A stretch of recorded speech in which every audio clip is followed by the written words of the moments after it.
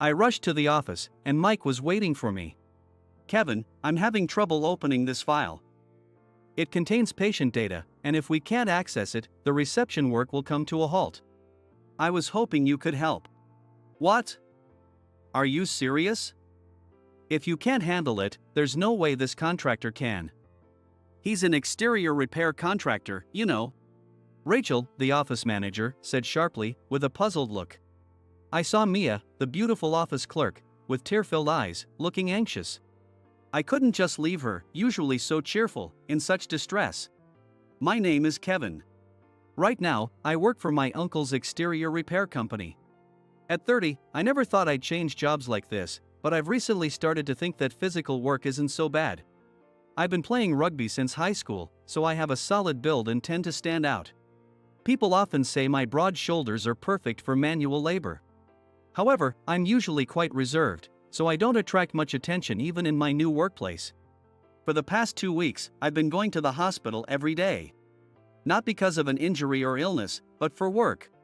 The hospital's exterior walls are quite deteriorated, and my uncle's company is handling the repairs. Since I'm new at the company, I'm treated like a rookie. My daily routine includes borrowing armbands and ID cards for all the workers from the hospital office. Good morning, I'm Kevin from the exterior repair company. Can I get today's armbands and ID cards, please? The person who always helps me at the office is Mia, a bright and pleasant-looking office clerk. Her large eyes and clear skin make her look like an actress. Her hair, in soft waves, bounces lightly as she walks.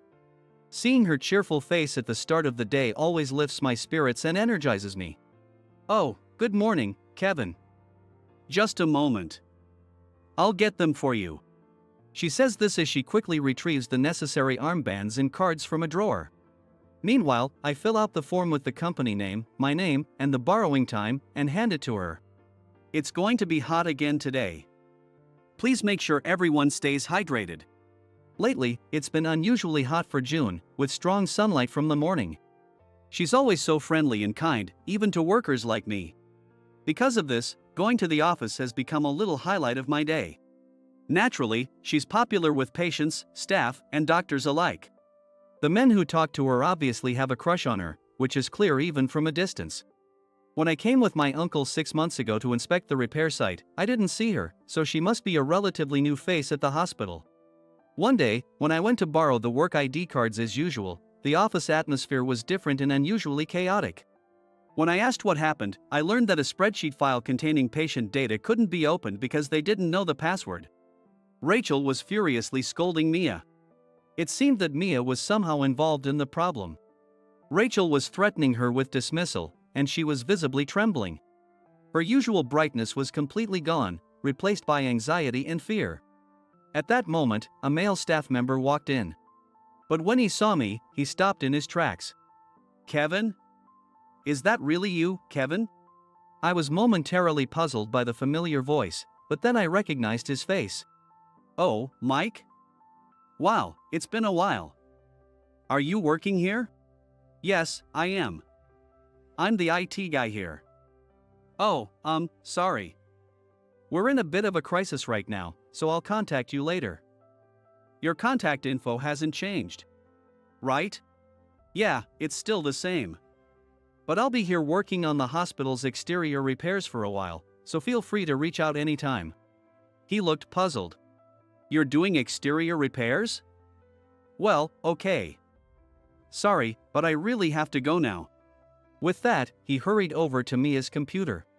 I was concerned about her, who looked on the verge of tears, but it wasn't my place to intervene. Plus, with Mike handling IT, I figured things would be resolved. It seemed impossible to get the armbands and ID cards from Mia today. I reluctantly asked another office clerk to prepare them and left the office. While I was working outside, the clerk who lent me the armband came looking for me. Excuse me, is Kevin around here? She called out loudly. Yes, that's me. What's up? I replied just as loudly. Mike from IT asked me to bring you over. Not knowing what it was about, I got permission from my uncle to leave my post. Since I was still an assistant, my absence wouldn't cause much disruption. I rushed to the office, and Mike was waiting for me. Kevin, I'm sorry to bother you at work, but we're having trouble opening this file. It contains patient data, and without it, the reception work stops. I'm the IT guy here, but I mostly liaise with contractors and rarely do hands-on work. I thought you might be able to help. What? What are you talking about? If you can't handle it, there's no way he can. He's an exterior wall repair contractor. Besides, we can't just let an outsider use our computers. Rachel's point was valid. He used to be my senior at an IT firm. He's a brilliant engineer and has helped me many times. If we can't open this file, the reception work stops. This is an emergency. I'll supervise his work, so please let him try. Kevin, can you help? Looking at the reception area, I saw clerks handling tasks on paper, creating a longer than usual line. Rachel, clearly irritated, responded. All right. But make sure you watch him closely and recover the file. I used to work in IT, but I had been away from that field for a while. However, I decided to lend a hand at the request of a junior colleague. Above all, I couldn't ignore Mia, who was always so cheerful, now looking so troubled. Mike, I'll help if I can. First, let me understand the situation. Why was the password changed, and is there a backup file? I'll explain. Mia said, her face full of anxiety. We update the password monthly for security. I followed the procedure to change it. The backup files are in this folder. I always save them here before changing the password. But when I checked, all the backup files were gone. Gone? Maybe they were moved to another folder? Mike interjected. I thought so too, but I searched and found nothing. They're not in the recycle bin either. Rachel added, her tone harsh. She must have accidentally deleted them. Who else would do it? Those words made her look like she was about to cry. I asked Mia. Do you have any idea what the new password might be? The passwords are generated using this site, and I write them on a sticky note and keep it in this drawer. It seemed like a primitive method, but many companies probably do the same. Did you check if the new password worked after changing it? Yes, I did. I'm not lying. Seeing her desperately defend herself, I felt like I was interrogating her and started feeling sorry for her. I understood the situation. I tried the password she had changed, its variations in uppercase and lowercase, and the original password, but the file wouldn't open. So, I decided to look up methods and tools online to decrypt the password. There was a sense of tension, mixed with a bit of nostalgia for my old job. A few minutes after running the tool, I successfully decrypted the password. The file's open. Mia, who was watching, exclaimed with shining eyes, "Wow, that's amazing." Thank you so much, Kevin. Mike also expressed his gratitude for my work. Kevin, you're incredible. Thank you. I can't believe you solved it so quickly. You're amazing. The staff around us shared in the joy, and the atmosphere instantly became brighter. Seeing everyone's relieved smiles made me happy as well. I never expected to be thanked so much. But I had doubts about the incident. Why were the backup files deleted? Why didn't the password Mia had confirmed work? Something felt off. I left the office to get back to my work, feeling a bit embarrassed by the grateful send-off from everyone, like I was a hero. That evening, when I went back to the office to return the armbands and ID cards, Mia suddenly spoke to me. Kevin, thank you so much for today. If you don't mind, would you like to grab dinner together? I was surprised and overjoyed by her invitation, pumping my fist in my mind. Honestly, I never expected her to ask me out. Yes, of course. I'd love to. I replied with a smile, though I was a bit nervous. The staff around us briefly glanced our way. Their expressions showing surprise and curiosity, with some even smiling. Noticing this, Mia blushed slightly. We agreed to meet at the hospital entrance. Usually, she wore her office uniform, so I hadn't noticed, but her casual clothes were lovely. A feminine top with stylish jeans. She had the aura of a sophisticated adult woman. In contrast, I was still in my work clothes. She initially suggested a fancy restaurant, but I declined. Dressed like this, they'd probably not let me in. We left the hospital and started walking towards a nearby pub. The town was bathed in the orange glow of sunset. Are you familiar with this area? She asked. Well, it's alright. I know a few good bars, and the one we're going to today has great fish, I replied, sharing some local anecdotes with her. Most of them were things I had learned from my uncle. I see. I'm still getting used to this area. As we walked, I noticed a fresh, floral scent coming from her. Was it a floral perfume? It made being near her even more pleasant. At the same time, I worried about smelling sweaty after a day's work. I discreetly checked my clothes. Is something wrong, Kevin? I was just worried I might smell sweaty. She laughed softly. I think you're the first guy I've met who's concerned about his smell. Don't worry, you don't smell. Her kindness was clear, but I couldn't help wondering if she was just being polite. Dinner was at a local pub. A place my uncle often took me. The pub was small and had a relaxed atmosphere. We sat at a corner table, lightly clinking our beer glasses together. Cheers, we said, taking a sip and starting to chat. We began with proper introductions. Her name is Mia. She's 28, 2 years younger than me. She asked me to speak casually, so I did. I noticed her phone on the table, displaying a stunning nature photo. That photo is amazing. Where did you take it? I asked, intrigued. Oh, I took this at the top of a mountain I visited last month during my break. I love photography, especially capturing nature, she replied. Beaming. Wow, I also enjoy photography. I often go hiking and take landscape photos. I didn't expect us to have that in common. Mia, excited, suggested, then we should go on a photo shoot together next time. Her words made my heart skip a beat. Could this be a date invitation? But then I thought, maybe it's just a group outing with other photography enthusiasts. Not wanting to jump to conclusions, I replied calmly. That sounds great. I'd love to. We can learn about each other's styles and have some fun. Our conversation flowed as we shared photos. While I was scrolling through my phone, Mia stopped me. Wait, that photo is beautiful. Our fingers brushed against each other. It might have been nothing to her, but it made my heart race. We had planned to have a quick meal, but we ended up talking for 3 hours. The pub gradually quieted down, with occasional bursts of laughter breaking the tranquility. Thank you so much for today. As a token of my appreciation for solving the issue, let me cover the bill, Mia said, pulling out her purse. No, I'll pay today. I had a great time, and I want to go out with you again. Next time, I'll be in casual clothes and won't smell sweaty. She laughed softly. Alright, next time it's my treat. I'll find a nice place you'll enjoy, she agreed. Her smile warmed my heart, and I felt a sense of relief. We walked back, talking about our next photo outing. On the way home, her smile and voice kept replaying in my mind, making my heart race. These feelings were clearly more than just friendship. I was becoming very aware of my growing attraction to her. The next day, whenever I went to the office, our conversations naturally increased.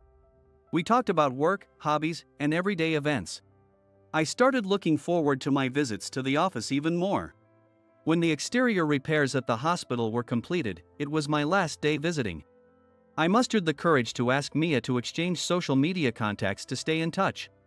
Mia, would you like to be friends on social media? I'd love to share more about photography and other things with you. She smiled brightly. Of course, I'd love that. I'd like to talk more with you and hear about your photography. Her positive response was a huge relief. However, despite exchanging contacts, I found myself unsure of what to message her.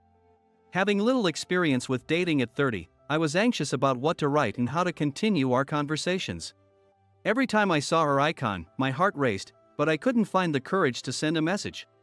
10 days after I stopped going to the hospital, I received a social media message from Mia. The message read, "Hello Kevin. I'd like to meet and talk with you directly. Do you have some time?" Seeing her message made my heart pound. I felt guilty for not messaging her earlier. But the joy of seeing her again was much greater. I quickly replied, arranging to meet her. It had only been 10 days since we last met. But I was nervous. Meeting her in a different place from the hospital added to my nerves. When she arrived at the cafe, we exchanged smiles. Her usual bright smile helped me relax. "Hi, Kevin. How have you been?" She started the conversation in a friendly tone as soon as we sat down. We chatted about our recent activities and how we'd been spending our days. Once we felt more at ease, her expression grew more serious. "I called you here to talk about the patient data trouble you helped with. It turns out it wasn't my fault. Mike found out that a colleague deliberately changed the password." Her face showed a mix of relief and lingering anger. "I never thought I did anything to make a colleague resent me, but it really bothers me. And I wanted you to know the truth," she continued. "It was clear it wasn't your fault, Mia. It sounds like pure jealousy. Don't let it bother you too much." I reassured her, relieved that her innocence was proven. I was thrilled that she wanted to meet and talk to me. "Thanks, Kevin. Hearing that from you really helps." I had suspected the missing backup files and asked Mike to investigate. He noticed the oddity but struggled to find a lead. I sent him some websites from home that might help. He quickly began investigating, checking computer operation logs and the hospital security system records. He told me about a colleague of Mia's who had set her up. This colleague had a crush on a popular doctor at the hospital and didn't like that the doctor had started showing interest in the newly hired Mia. Out of jealousy, she caused the data trouble to get Mia into trouble. The culprit had a few years of experience working in IT. So she knew how to use shared computers without leaving identifiable login records and how to permanently delete backup files.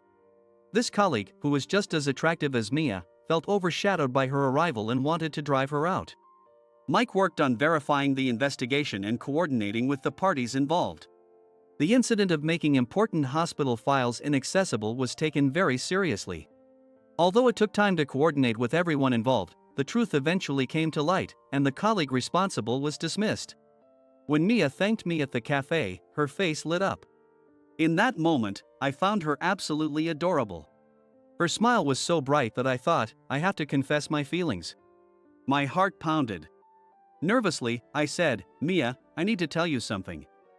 I've realized that I really like you. These past days without seeing you have felt empty. Your smile and voice mean a lot to me. You're more than just a friend to me." My heart raced even faster. "Would you go out with me?" I finally mustered the courage to express my feelings to her. She looked surprised for a moment but then smiled gently. "I thought you disliked me since you didn't send any messages." Taking a breath, she added, "Yes, I like you too, Kevin. I'd love to go out with you." Her acceptance transformed the moment into the best one ever. All my anxiety and tension melted away, replaced by immense happiness. "I'm sorry about the messages. I just couldn't find the courage." I felt a bit embarrassed, but I apologized honestly.